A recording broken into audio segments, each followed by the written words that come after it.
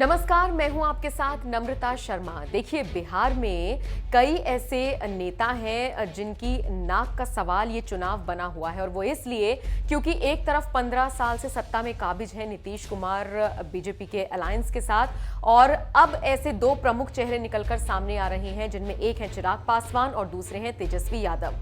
हैरानी की बात यह है, या मैं कहूं दिलचस्प बात यह है, कि जिस तरीके का जन सैलाब चिराग पासवान और तेजस्वी यादव की सभाओं में उमड़ रहा है, वो कहीं ना कहीं बहुत कंफ्यूज कर रहा है। और वो इसलिए क्योंकि एक तरफ नीतीश कुमार का डाउनफॉल देखा जा रहा है, तो दूसरी तरफ ये दोनों ही नेता उभर कर सामने आए हैं। दूसरी तरफ चिराग पासवान जिस दावे के साथ कह रहे हैं कि 10 नवंबर के बाद नीतीश कुमार का पत्ता साफ हो जाएगा, एलजेपी और बीजेपी सत्ता में काबिज होंगे, ये भी बिहार की जनता को काफी कंफ्यूज कर रहा है।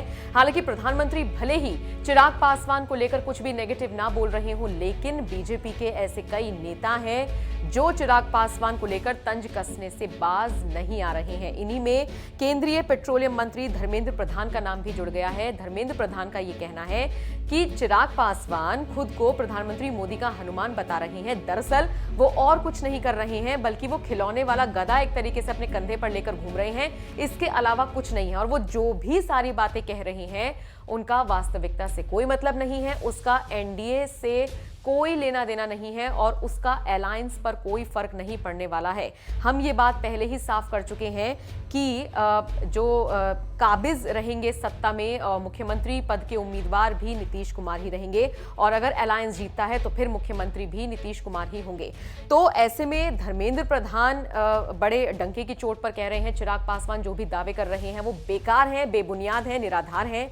लेकिन दूसरी तरफ चिराग पासवान के अगर आप बयानों को सुनेंगे तो वो नीतीश कुमार पर तो निशाना साध रहे हैं, पीएम मोदी, बीजेपी या बीजेपी के किसी नेता पर कुछ नहीं बोल रहे हैं। तो ऐसे में ये बड़ा दिलचस्प है कि आखिर किस दिशा में ये पूरे जो चुनावी समीकरण है ये घूमने वाला है 10 नवंबर को। देखिए, ये सब जानते हैं कि लास्ट मोमेंट पे जब चुनावी समीकरण बदलता है तो फिर जो हम सोच रहे होते हैं उससे उलट कुछ ना कुछ निकलकर सामने आता है।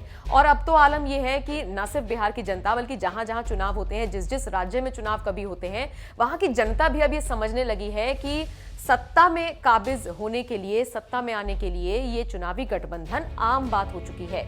तो अब ऐसे में देखना यह होगा प्रधानमंत्री मोदी की चिराग पासवान पर चुप्पी और बाकी नेताओं का इस तरीके से गरजना 10 नवंबर के बाद क्या कुछ निकालकर सामने लाएगा। बहरहाल इसी बीच 7 नवंबर को तीसरे चरण का मतदान होना है, और पिछले 2 चरण के मतदानों के बाद अब सभी की नजरें इस चरण के मतदान पर हैं। इसी के तहत आज आखिरी दिन है चुनावी प्रचार प्रसार का, तो अब धीरे धीरे नतीजे की तरफ दिन बढ़ रहे हैं। 10 नवंबर को क्या कुछ निकलकर सामने आता है ये देखना बेहद दिलचस्प होगा।